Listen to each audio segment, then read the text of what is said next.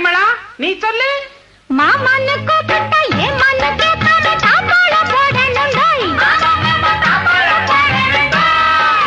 மானன்னு தேனின்னு மல்லிகை பூ வச்சு மாரோட சேர்க்கணும் டோய்.